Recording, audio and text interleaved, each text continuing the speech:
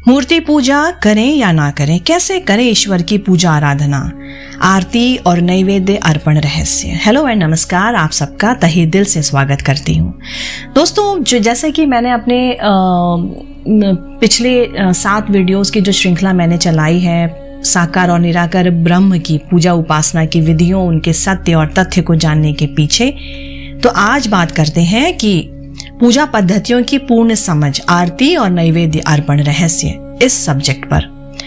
यदि आप पूजा की किसी भी प्रचलित क्रियाओं पर मनन करेंगे तो पाएंगे कि उनको किसी खास उद्देश्य के लिए बनाया गया, जो भक्ति की अवस्था का डेवलप करता है। उसमें कुछ स्पिरिचुअल गुण जो होते हैं उसमें डेवलप करता है। ऐसी ही कुछ क्रियाओं को आज हम समझेंगे।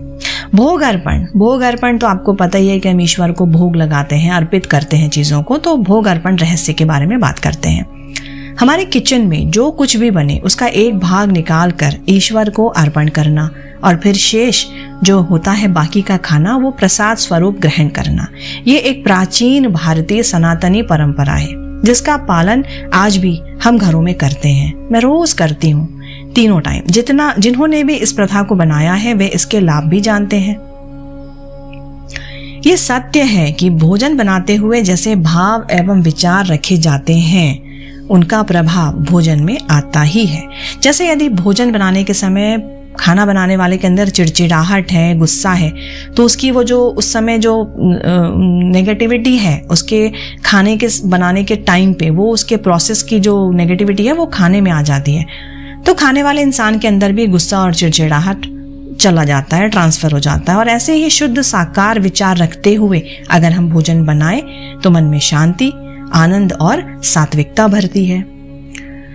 और जब एक भक्त ईश्वर के भोग के लिए भोजन बनाता है तो वह उसे पूरी श्रद्धा, शुद्धता, मन, सात्विकता के साथ भक्ति भाव से बनाता है, ताकि वो ईश्वर को अच्छा लगे, सच्चा लगे।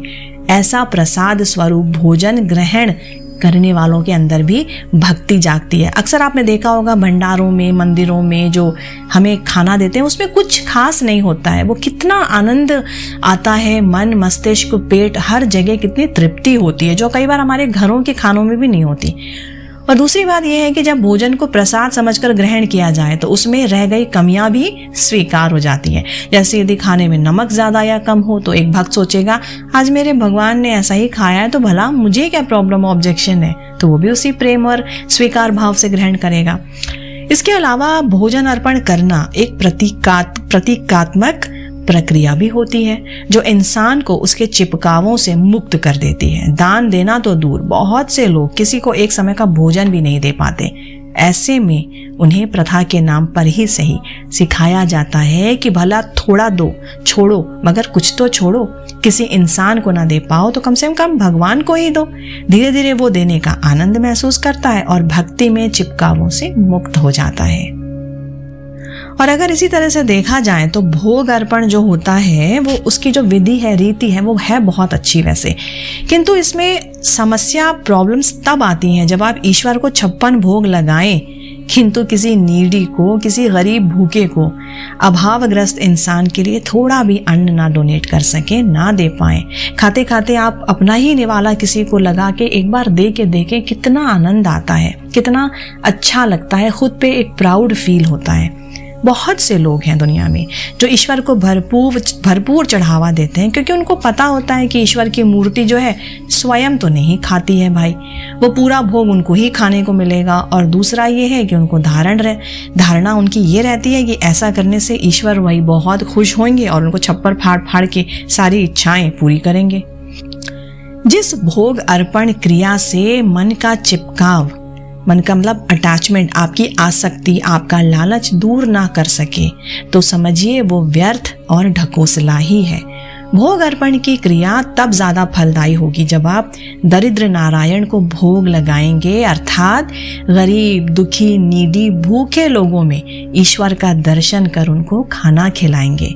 ऐसे भोग से ईश्वर सबसे ज्यादा प्रसन्न होते हैं। इसी तरह से ईश्वर की मूर्ति को वस्त्र, आभूषण, फूल आदि भी हम चढ़ाए जाते हैं, जिसका मूल उद्देश्य चीजों के प्रति अपने स्वामित्व भाव और आसक्ति का त्याग ही है। जी हाँ दोस्तों, अब होती है बात आरती रहस्य की। आरती का नाम सुनते ही मन में जो छवि उभरती है वो कुछ ऐसे होती है कि घंटे घंटियों झांझ मंजीरों कारतल ध्वनियों के साथ लयबद्ध तरीके से गाना आरती, साथ ही धूप दीप कपूर से सजी थालियां जिसमें ईश्वर के सम्मुख घुमाकर आरती की जाती है। यदि आप किसी भी आरती को सुनते हैं तो उसमें ईश्वर के किसी विशेष रूप की स्तुति होती है, साथ ही भक्त का समर्पण भाव होता है। दोस्तों, आरती की जो क्रिया है वो एक भक्त की भक्ति और हमारे समर्पण भाव को उच्चतम एक्सट्रीम लेवल तक ले जा सकता है। आरती की थाली को घुमाते हुए वो दीप के प्रकाश में ईश्वर के अनुपम स्वरूप को निहारता है, जिससे उसकी भक्ति बहुत मल्टीप्लिकेशन के साथ बढ़ती है। साथ ही ईश्वरीय गुणों पर भी फोकस होता है। जो लोग आरती स्थल पर नहीं हैं किंतु उन तक आरती और घंटों के स्वर अगर कानों में कहीं दूर से भी पहुंच रहे हों, उनका ध्यान भी कुछ समय के लिए ईश्वर की ओर मुड़ता ही है। उनमें भी भक्ति की स्टेट रेडी हो जाती है।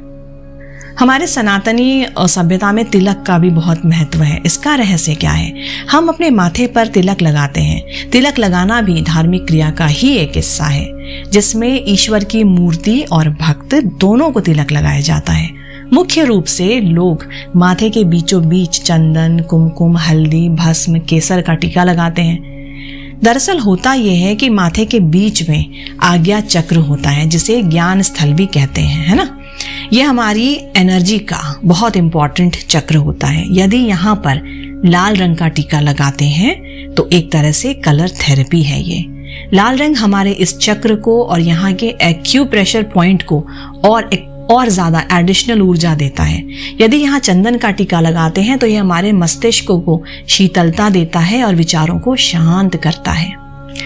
अब हम तिलक के साथ साथ एक और चीज करते हैं, अर्पण, वो है नारियल अर्पण। इसके पीछे का क्या है कॉन्सेप्ट?